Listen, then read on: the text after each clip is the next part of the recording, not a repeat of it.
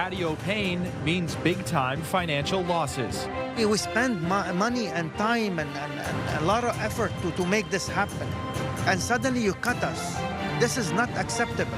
The National Capital Commission prepares to renovate a famous ByWard Market courtyard, which will force a handful of patios to close during the busiest time of the year. NASCAR Canada takes to Calabogie. It's really exposing the community and the racetrack to a whole new group of people that didn't even know we existed. If they did, they certainly didn't know the scope. Elite Racing taking over one of Canada's premier road courses, and fans are revved up. And promoting safe streets for the kids. We get to meet with other families who are all about the same thing, which is safe streets for our kids. A group of cyclists gather for a fast bike ride in Raleigh for a timely reminder to share the road.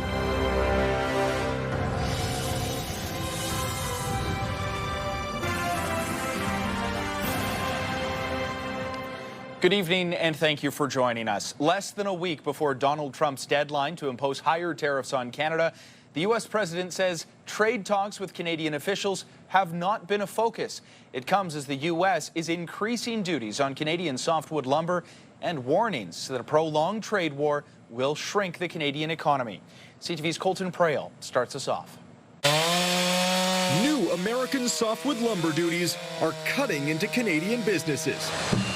Friday, the United States announced it's increasing anti-dumping duties on Canadian softwood lumber, up from nearly 8% to over 20%, and duties could apply retroactively to 2023. That's the real fear that people have. They're talking about not just losing their businesses or laying people off. They're actually worried about losing their homes. It's the latest in the ongoing trade dispute that shows no signs of ending, even with the threat of tariffs increasing to 35% next month, and the deadline to strike a deal just days away. We don't have a deal with Canada. We haven't been focused on it. As we approach deadlines like this, he tries to exert pressure on the Canadian negotiators. Good morning. The Prime Minister insists he'll only sign the best deal for Canada, but some worry the baseline is already set. And if Japan was willing to deal with kind of 15% tariffs across the board, that may set U.S. expectations. In Canada's hard-hit auto sector, it's estimated even a 5% tariff could cost over $1.5 billion a year and potentially drive manufacturers south. The president has made it very clear his views of the Canadian automotive industry and his desire to see that production repatriated to the United States. So it's going to be a bit of a rocky road moving forward. Meanwhile, a new report from the Canadian Federation of Independent Business predicts corporate uncertainty and tariff impacts will shrink the country's economy in the second and third quarter. Signing a deal with Trump that you can't rely on because he doesn't go by his word, and which might leave tariffs intact, that's not going to have any effect whatsoever on getting rid of that uncertainty. Canada's U.S. Trade Minister is heading back to Washington this week. Sources say Minister Dominic LeBlanc's meetings in Washington on Thursday were encouraging, and that his return is a sign of potential progress. Colton Prale, CTV News, Ottawa. Some ByWard Market restaurants are bracing for a significant financial blow after the National Capital Commission informed them they will have to close their patios while renovations take place in the Clarendon courtyard. Let's bring in CTV's Kimberly Johnson, who was out speaking with those affected. So, Kimberly, just how important is this space for those impacted businesses? Austin, the Clarendon courtyard is in the ByWard Market is one of the most picturesque and sought-after spots in the city. Business owners and managers who spoke to me say that the NCC's decision to close their patios was done with little consultation and is going to have devastating consequences at the height of patio season. We spend money and time and a lot of effort to make this happen. And suddenly you cut us. This is not acceptable. After months of planning, Dark Fork set up a large patio in the ByWard Market just weeks ago. But now, the owner is being told he has to take it all down. They're smashing all the small businesses. Located in the Clarendon courtyard, the restaurant sits on George Street near Sussex Drive. In green color, they're going to be closing everything. 2 weeks ago, Mo Alameddine says that he was told that the National Capital Commission is planning rehabilitation work and that all patios would have to shut for the season starting August 11th. and with a very short notice, they killed the season, they killed the business. A costly decision at the height of patio season. He says he's set to lose out on at least $50,000 in potential revenue.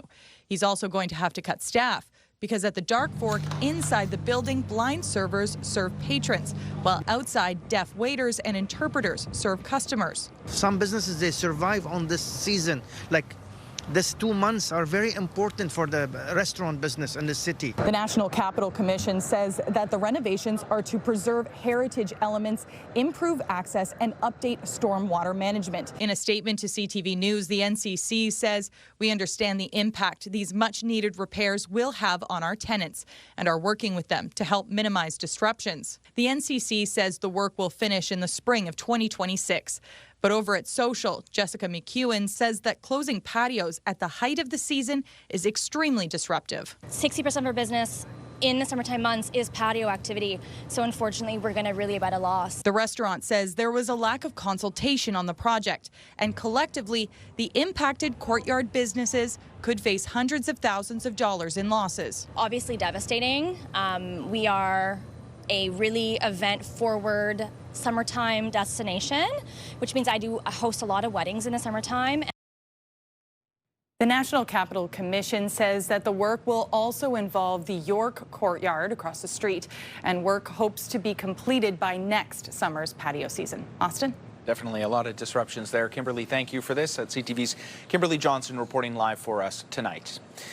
And it's a big weekend for racing fans in our region as the NASCAR Canada Series makes its debut at Calabogie Motorsports Park. The high-speed showdown is drawing crowds and it's turning heads as well. Let's bring in CTV's Josh Morano, who was at the track today. And Josh, what more can you tell us? Well, Austin, the engines weren't the only things that were revved up today. Fans and spectators soaking in the sights and sounds. And for many, this isn't just a race weekend, it's the highlight of the summer. The smell of burning rubber brings back childhood memories for Tom Carroll. We've been NASCAR fans for a long time. I remember watching it as a kid on TV. Carroll is one of hundreds who flocked to Calabogie Motorsports Park, a tight, twisty road course just west of Ottawa, now making its NASCAR debut. Canadian NASCAR Series coming in here is it's a fantastic opportunity for fans like us and all of the fans around here to be able to just come and enjoy a great weekend. We are the longest road course in Canada at 5.05 kilometers, regarded as one of the most technical ones. And the track was really carved from the land, so it has a really beautiful, beautiful flow. Some in the area getting their first taste of racing action. It's the first time I've ever been to anything like this, and I thought, hey, let's go see it. It's close to home, and it's impressive. For those fans just getting into it, they'll have someone to root for. Ottawa's own Connor Bell making his NASCAR Canada Series debut at just 19 years old. You can just tell the excitement this event is bringing here to the Ottawa region. Being a local here, I feel I have a little bit of an advantage having so many laps here, so we're hoping for a good race here. And while it's his first time, Bell says he's ready, especially with the home crowd supporting him. I've, brought my expectations to be pretty high. I'm hoping for a top 5. But with the pace we showed yesterday, hopefully even a little bit better, and maybe we can take that top step on the podium. The race is called the Calabogie 150, Clash of the Titans. And while there's a lot on the line for drivers, for fans like Carroll, it's just about soaking it all in. It's just such a good opportunity, and it's so convenient, and it's wonderful. We're enjoying the day here. The green flag dropped Sunday for the Calabogie 150, and fans I spoke with today say even though it hasn't started yet, they hope to experience it again for years to come. Austin. Yeah, and hopefully it is an event that comes back again and again and again, because it seems to be popular. Josh, thanks for this. CTV's Josh Morano reporting live for us tonight. And a beautiful day out in Calabogie and across much of eastern Ontario, including here in the capital. A warm one, not quite as hot as what we had a little earlier in the week, but we're still sitting at 29 degrees, and there is a risk of a thunderstorm at some point this evening. Let's take a look at tonight's low. 19 degrees here in Ottawa with mostly cloudy conditions. It risk of a thunderstorm in Kingston, Trenton, Bancroft, and in Pembroke. But elsewhere, especially out east in our region, it looks like it'll be mostly cloudy. Tonight's low in Gatineau, 18 degrees, 21 in Montreal. Then warming up tomorrow, and it'll be another hot one with a heat warning in effect. 31 is the high for tomorrow with a mix of sun and cloud and another risk of thunderstorm. And then Gatineau 31 and Mont-Tremblant 29 degrees. A woman in her 70s is dead after she was struck by a vehicle in the city's south end. Ottawa police say she was cycling on Mitch Owens Road between Spratt and Limebanks Road when she was hit by a vehicle at around 12:30 this afternoon. She was pronounced dead at the scene, and investigators are now looking to speak with any potential witnesses. And a 25-year-old man is facing charges after a fatal collision that claimed the life of a woman in her 20s. The crash happened near Richmond Friday afternoon on Garvin Road between Shea and Huntley Roads at around 4 p.m. First responders say the victim, a woman in her 20s, was pronounced dead at the scene. She was a passenger inside the pickup truck when it left the road and rolled over. The driver sustained minor injuries, and he has now been charged with impaired operation causing death and dangerous driving causing death. Investigators are asking anyone who witnessed the collision or anyone who may have dash cam footage to come forward. And a driver in Barhaven was left seriously injured after a collision on Fallowfield Road east of Woodruff Avenue at around 4:30 this morning. Ottawa police say the driver was involved in a collision, exited their vehicle, and then was struck by another car before that driver fled the scene. The victim was rushed to hospital. Strapping up their helmets and pedaling to raise awareness, a group of cyclists took to the streets of Ottawa today in an effort to promote safety after 2 children were struck by vehicles this past week while riding their bikes or scootering in our region. CTV's Camille Wilson attended today's event, and she joins us live now with a recap. Camille. Austin, it was a fun-filled day, but more importantly, it was a chance to share a critical message on road safety. Parents and like-minded cyclists came from different parts of the province to take part in today's event. Andrea Biggood traveled from Guelph for Ottawa's Critical Mass bike ride. I had saw that Critical Mass was meeting in our old neighborhood. We used to live 2 streets over, and I just thought it was perfect. The event's focus pushing for safer streets for kids to be able to walk, bike, and scoot. I really enjoy that we are listening to families and children, especially for what they need to feel safe on the roads. Not only to give the children their own agency and freedom to travel, but giving families that option as well to get where they need to go safely. The family-friendly rally welcomed riders of all ages and abilities. The more we expose them to different ways of getting around the city at the youngest age, it breeds sort of future behaviors. The event comes after 2 children were struck by vehicles this past week while biking and scooting within the Ottawa area, bringing awareness to see safer streets for kids, families, and all pedestrians. I think it's really important, and as more kids want to be able to get around independently and sustainably, we need to have space that's safe for them to be able to do so. The organizations call for safer streets by expanding roadways, adding bike lanes, and reducing speed limits. Riding is not just about recreation. It's a lot of fun, but it's also about transportation. Being able to make those trips without always having to rely on mom and dad for a ride in the car. So yeah, and to do that, we need those safe places to ride. Sometimes it's all about creating lasting memories. These are the bikes that I rode as a kid. They're from the 1980s. They're BMX bikes. And as an adult, I still ride mine around, and I've shared this passion with my son. And a reminder to drivers. We got little ones with just hope and happiness in their eyes. So to look out, slow down, have fun. The kids are here to have fun. About 4 or 5 rides take place a year with Critical Mass. If you miss this one, the next big ride will be in September, and there will be groups participating all around the world and right across Canada. Austin. Okay, CTV's Camille Wilson reporting live for us tonight. Camille, thank you very much for this. A Cambridge, Ontario man says his newly purchased home is being used as bait in a rental scam. It is featured in a fake listing on Facebook, and he has already had some people showing up to see his property after they saw the ad. CTV's Jeff Pickle has that story. Brett Broman is a proud new homeowner and moved in here on July 8th. But not long after buying, he noticed people taking a very close look at his new home. I just had seen on my camera that there's people walking around my yard once, and I thought that was odd, but I thought it was just a utility person. Then on Sunday, Broman says, a very strange situation. There was 3 guys who just showed up in my backyard. Confused and anxious, Broman asked what they were doing. Actually, we saw this house in the listing. Sorry? After an awkward few minutes, the guys explained there was an ad on Facebook Marketplace listing the house for rent. It's very nerve-wracking, you know, knowing that, like, there's an ad up for your house, and people could at any time just be trespassing on your yard. Broman says because the house was recently for sale, someone has taken the pictures from the listing and posted it as a rental.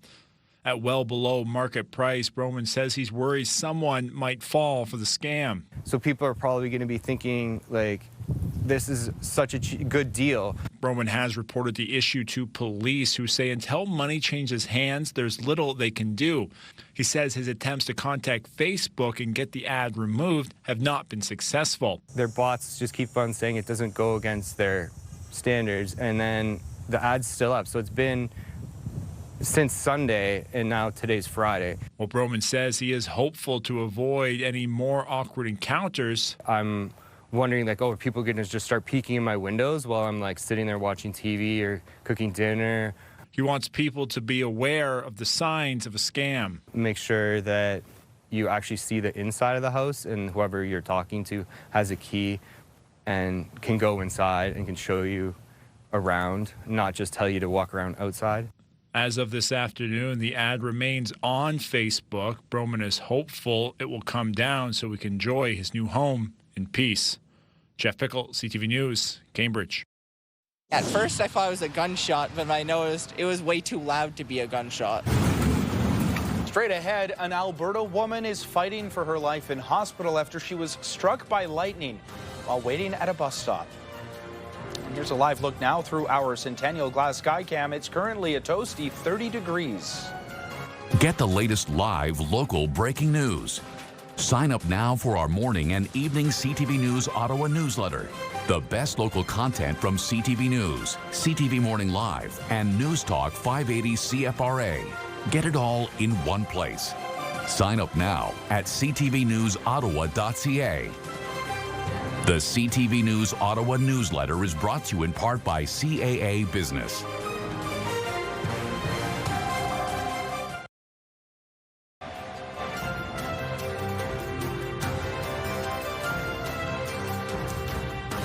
An Edmonton woman was rushed to hospital after being struck by lightning in a West Edmonton neighborhood. Her roommate is now praising the quick response of emergency crews. CTV's Amanda Anderson has that story.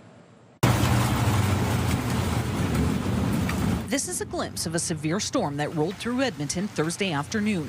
One of the lightning bolts struck in the Collingwood neighborhood. I was on the bus a couple blocks back. We heard it, saw the flash. I mean, the crack was so loud, you thought it was right next to you. I heard the thunder and everything. At first I thought it was a gunshot, but I noticed it was way too loud to be a gunshot. Laura Penner says her roommate had just left to walk to the store. Penner says after she heard the bang, she looked outside. That's when she saw her roommate lying on the ground right here.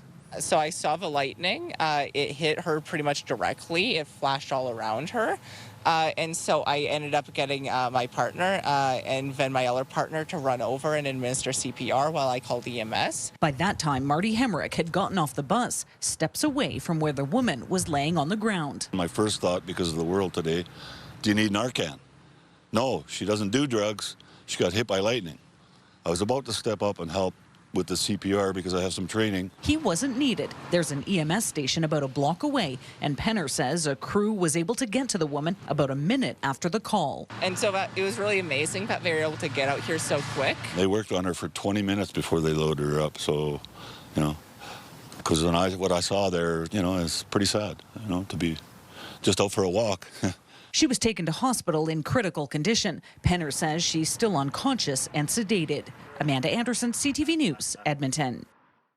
The Transportation Safety Board of Canada says it is still investigating an incident that took place 10 days ago on a ferry near the island of Montreal. CTV News met up with a man whose car fell into the water, and he says he's lucky to be alive. CTV's Stéphane Giroux reports. I'm not able to sleep, not right now anyway.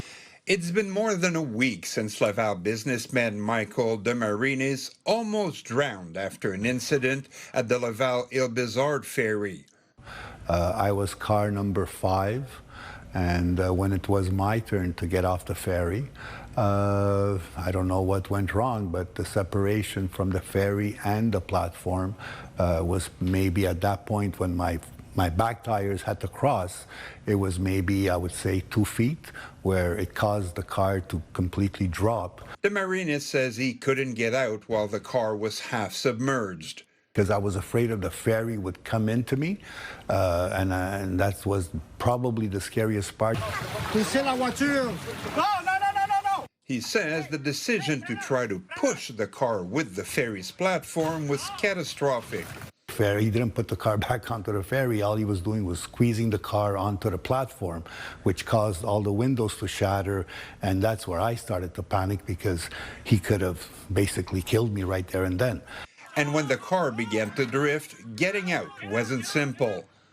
I was fighting the currents to keep the door open so that I can escape the car, which I finally did. But it took me a little bit of time because it wasn't easy to get out of there. Come here. Demarinis is in his 60s and a good swimmer, so he managed to reach the shore, but says the employee who jumped to save him didn't help at all. Because when he tried to get the raft, it was impossible for him to even get back to that raft. So he finally got to it, but by then, I was already on safe ground. Demarinis is very critical of the safety protocol on the ferry and says nobody seemed to know what to do. There was maybe 5 minutes of time that they could have done something or give me some kind of life emergency kit, some buoy or a life jacket or anything like that in case anything would have happened, but there was total panic at this point. Demarinis was taken to hospital where he was treated for shock. He says the operator never apologized. CTV News reached out to the ferry operator and have yet to hear back from them. Demarinis says he'll now avoid the ferry. No, I would not go back to that ferry. Absolutely not. Stéphane Giroux, CTV News, Laval. U.S. President Donald Trump says the leaders of Cambodia and Thailand have agreed to meet immediately to quickly work out a ceasefire. Trump posted on Truth Social that he's spoken with the Prime Minister of Cambodia and informed him of his discussions with Thailand's acting Prime Minister. Trump says both parties are looking for an immediate ceasefire and peace. Meanwhile, Thailand's acting Prime Minister says Thailand, quote, agrees in principle to have a ceasefire in place, but would like to see sincere intention from the Cambodian side. In the meantime, clashes continue between Thailand and Cambodia. More than 30 people have been killed in the 3 days of gunfire along the border. Dozens more have been wounded and more than 150,000 civilians have been forced to flee. The two countries have been at odds over disputed territory for decades. Both sides are now claiming they acted in self-defense, and they're calling on the other side to end the fighting. To the war in the Middle East now, where the United Nations is warning of a deepening starvation crisis. A new report from the United Nations saying 1 in 5 children in just Gaza City is malnourished. With growing pressure, Israel has now announced it will allow other countries to parachute aid into Gaza. There are polls saying that people are tired of the war, but there are also polls saying that people want the hostages back above all else. And that's not going to happen without some kind of a deal. And a deal isn't going to be reached without some kind of military force. So, again, we're in this horrible impasse that we've been in since October 2023, where Israel is insisting on destroying Hamas and insisting on getting the hostages home. And those two goals have always seemed to me, and I think they're proving to be, mutually exclusive. Here at home, Canada has joined a chorus of countries pleading for more aid to be let into Gaza. Prime Minister Mark Carney is condemning Israel's, quote, failure to prevent the rapidly deteriorating humanitarian disaster on social media. Mark Carney maintains Canada supports a two-state solution. This as France's president says he'll press ahead with recognizing a Palestinian state in September. Canada's Foreign Affairs Minister is attending a UN conference next week where she will meet with French representatives. In Ukraine, where officials say at least 10 people are dead and dozens more have been injured following Russian attacks over the last 24 hours.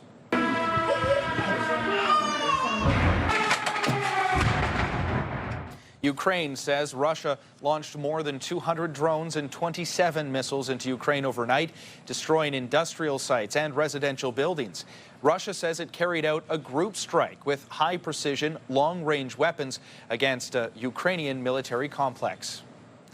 Meantime, a 16-year-old barber who founded One Haircut at a Time to help raise money for Ukraine is hoping to help those impacted by the ongoing conflict. Haircuts for Hope is his way of giving back to the country many of his family members still call home. CTV's Olivia O'Malley has his story. Alexander Yakimu Martin first learned to cut hair in school. Now a part-time barber, he takes each client's haircut seriously, with passion and precision. But lately, each cut has taken on more meaning. I wanted to do something personal to help Ukraine. So I'm a barber, so I thought, why not use that skill to do some good? The 16-year-old created Haircuts for Hope. He first got the idea after giving a haircut to a Ukrainian refugee at his church. Now he's doing it at Dynasty Barbershop in Point Claire, where he's worked for the past year. He donates $10 from every cut to help keep lights on in classrooms and rebuild schools in war-torn Ukraine.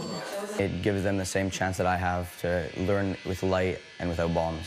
The teenager says he feels lucky to live here, especially since he has relatives back in Ukraine.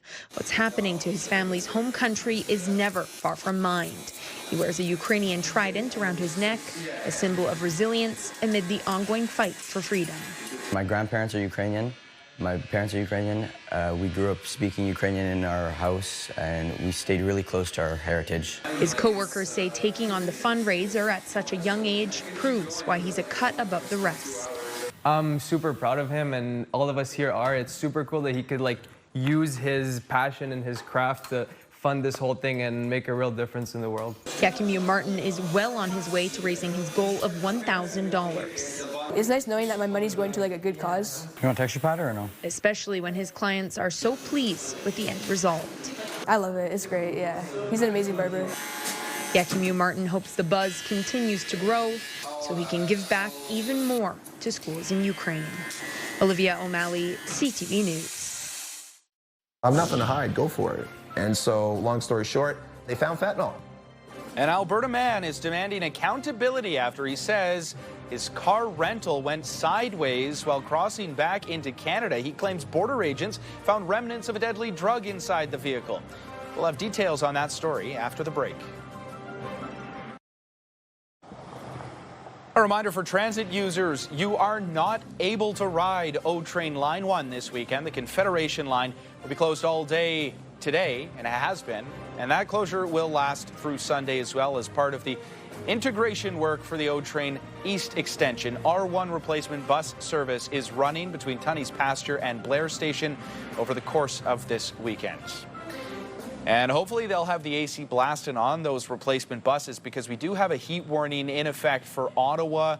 That is for Sunday as well, and carrying over for the beginning of next week. You can see that heat warning stretching across much of eastern Ontario and into western Quebec. It's going to be hot. It's going to be humid, something that we have become quite familiar with in this part of the country. We're going to start out east. St. John's currently sitting at 18 degrees, 21 in Charlottetown with some cloud coverage. Halifax 22, cloudy there as well. Fredericton 24, but beautiful sunny conditions.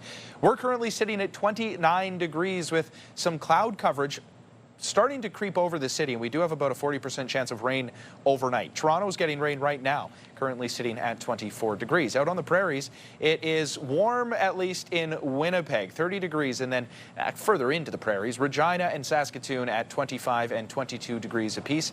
Out on Vancouver, Vancouver Island, West Coast in general, around 20 to 22 degrees currently.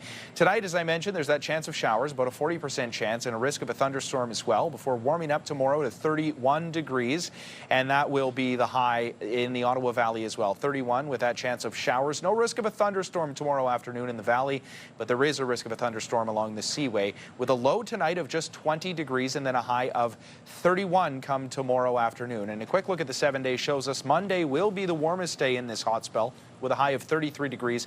Nothing but sun in the forecast. We're going to get humidex values of between 38 to 42 degrees until about Wednesday. An Alberta man is demanding accountability following a harrowing experience after renting a car through the app Turo. While crossing back into Canada, he says border agents found the remnants of a deadly drug inside his vehicle. CTV's Kathy Lee reports.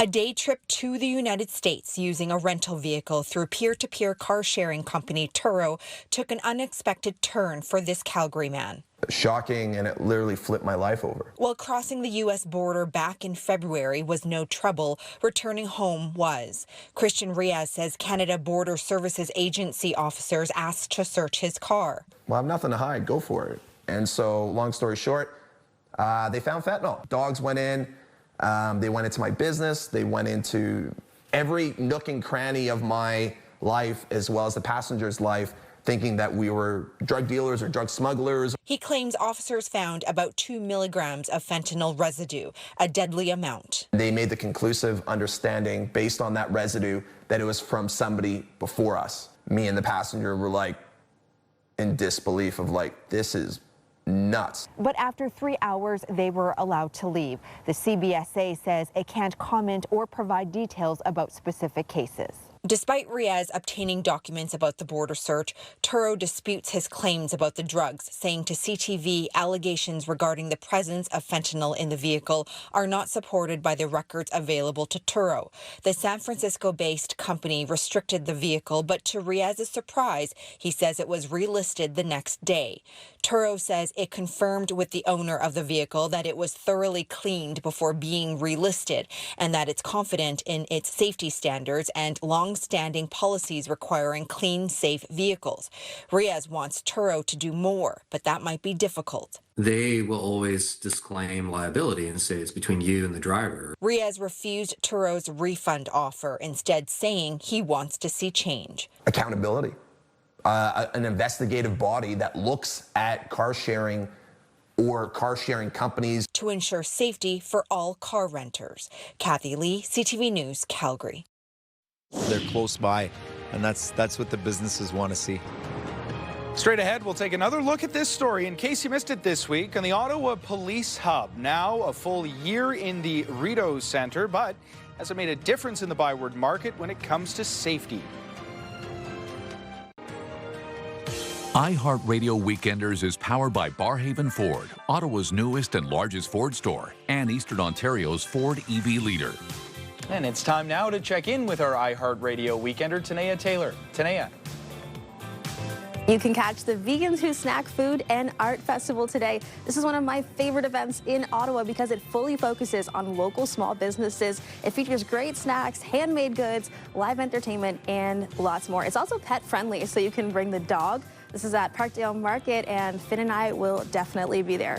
And finally today, speaking of markets, if you're like me and you love a good farmer's market, lots to choose from tomorrow in the capital, and likely one near you, including Lansdowne, Nepean, Barhaven, and Centertown. Always great to support local and check out all the awesome vendors. For the full list and all the details on all the events happening around the capital this weekend, make sure you check out ctvottawa.ca/weekenders. For the iHeartRadio Weekenders, I'm Tanea Taylor. Have a great one. iHeartRadio Weekenders is powered by Barhaven Ford, Ottawa's newest and largest Ford store, and Eastern Ontario's Ford EV leader. Well, in case you missed it this week, calls for increased safety inside Ottawa's ByWard Market were answered a year ago with the addition of the new police hub at the Rideau Centre. But the question is, has that made a difference for those who live, work, and vacation in the city's most popular spots? CTV's Tyler Fleming explores that very question. I'll make it to the Rideau in one piece. Walking through the ByWard Market, it's not Susan Kenning's favorite place to be. Don't feel safe. I don't stay down very long. I do what I have to do and head out. She's not alone, and those concerns helped lead to a new police hub at the Rideau Centre. It's 1 year later, so is it working? Pretty safe, yeah. Really good, yeah. It was necessary, and it's a good thing. At La Bottega, owner Pat Nicastro says the increased police presence and foot patrols have made a difference. People like to see them, visitors like to see them. They're friendly, they get asked, they get stopped, they get asked questions. If there's an issue, they're close by. And that's what the businesses want to see. Yeah, I believe it's cleaned it up a bit, yes, but I'm still nervous. Many here say more vulnerable people are coming to the market. We've been promoting the fact that if you help the homeless or the vulnerable population first, you help everyone. The Lowertown Community Association says it has long partnered with police, the city, and other community groups to build lasting solutions. They need short-term housing outside of the city core with support services. So whatever we do here in downtown, Lowertown, the ByWard Market, we need to help deliver social services better. For now, as summer peaks with millions visiting the market, police presence is a welcome sight. We're happy. There's people down here, and there's lots of tourists. Things are good. I don't think people would bring children around if it wasn't safe, right? Tyler Fleming, CTV News. A historic artifact with ties to the War of 1812 has been unearthed in Stratford, Ontario, and now it's being shared with the public. CTV's Ashley Bacon has more on the story behind one family's prized heirloom. That was a long time ago, and I've kept it ever since. The year was 1945. A then 15-year-old rising track star, Gordon Wilder, and his grandfather began to renovate their home on Coburg Street in Stratford. When an interior wall came down, a treasure was unearthed. Out pops this ammunition pouch, and it was buried in sawdust, which was insulation in those days. And so we dug it out. He looked at it, and he handed it to me. He said, "Here, you can have it." For the last 8 decades, this ammunition belt has been carefully kept at the Wilder home. Mom and Dad decorated their house so lovely, and it was just part of it, and I never really thought much of it. Now, 95 years old, Gordon believes it's time to pass it on. I didn't want money for it. I just wanted to give it and verify history. And that's hopefully what's happened here in this museum. Is a cartridge holder or an ammo pouch that contained shot and bolt, and our collections manager has dated it back to not only the War of 1812, but earlier to the 1700s. The belt believed to be used in the War of 1812 and with the local militia before somehow ending up in a wall at 146 Coburg. What we can determine is that whoever had this at the house that at that time in 1945 was 146 Coburg Street, that they probably brought it here. Bringing with it a lifetime of memories and history to pass along. I'm happy about it. I can sleep better now at night. It's great because we already have an exhibit about this history, and we'll be able to tell its story. After being a treasured family heirloom for the last 80 years, it'll be another few weeks before the public can get to view it on display here at the Stratford Perth Museum. Ashley Bacon, CTV News, Stratford. For Terrell Tate. Pass inside. Isaiah Moore the bucket, so they had to settle. The Ottawa Blackjacks are in the playoff hunt, and they are looking to clinch a spot this afternoon. We'll tell you all about today's game after the break.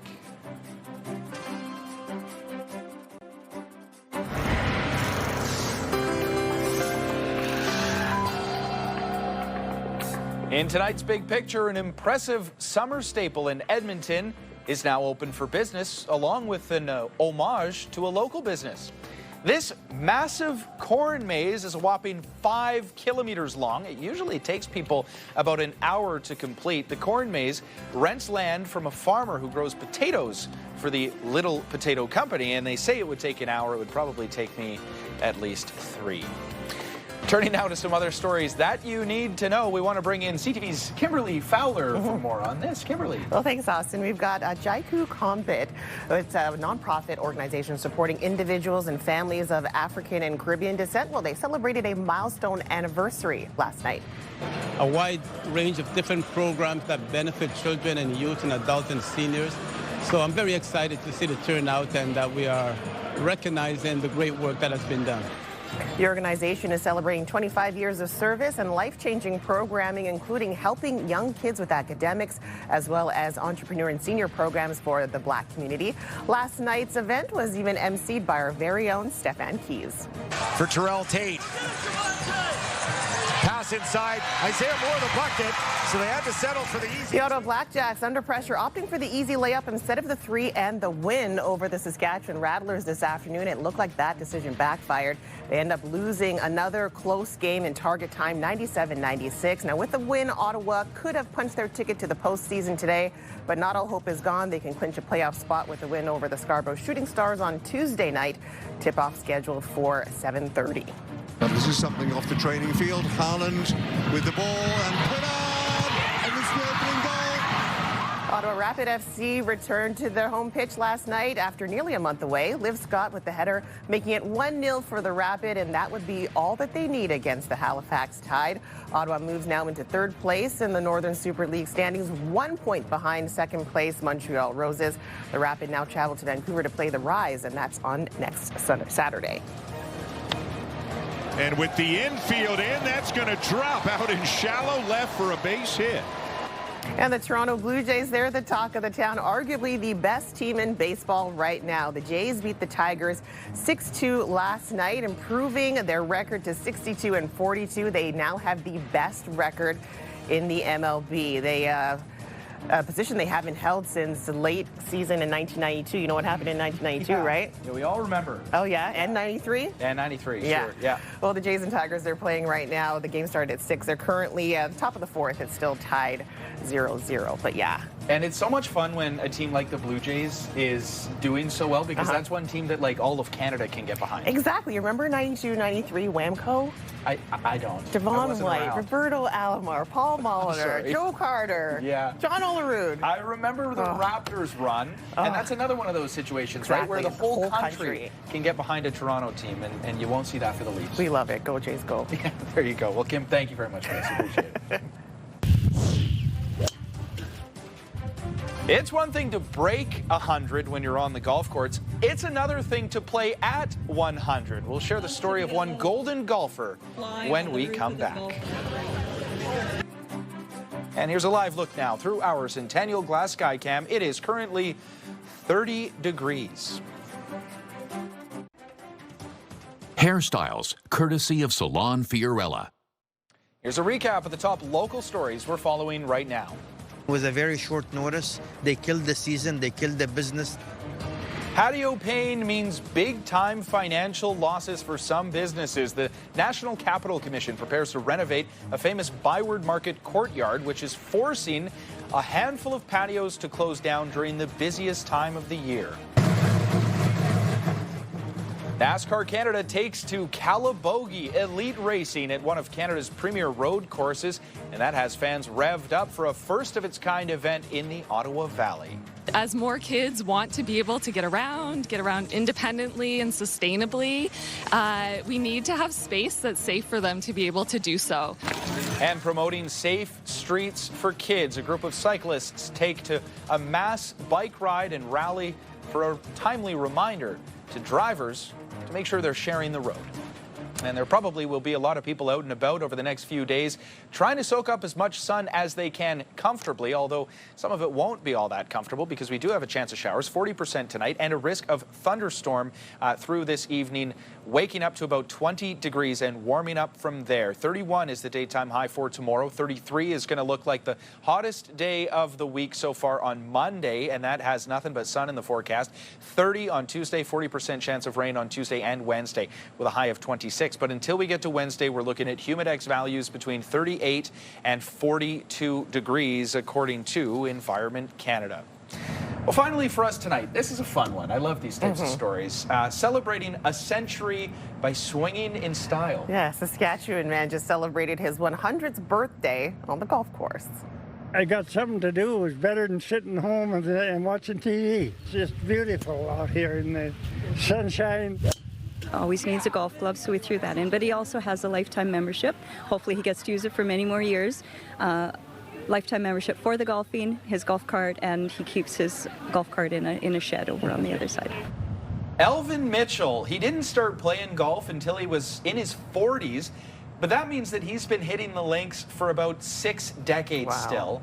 It's absolutely incredible. He's a regular at the Thompson Lake Golf Course. That's about an hour and a half southwest of Moose Jaw, Saskatchewan, and the club held a very special birthday party for their favorite members' induction into the Century Club. I wish I could do that now. Forget about being 100. I know, Look at him go. I love that stuff. I know, and he just, they love him, and why wouldn't they, right? Of course, yeah. And speaking of golf, did you check out Happy Gilmore 2? Not yet. But Happy Gilmore 2 is out, apparently. I've been hearing all about it. Yeah, all right. Well, there's a little plug for Happy Gilmore. Golfing spirit for sure. Makes sense. Yeah. Good night, everybody.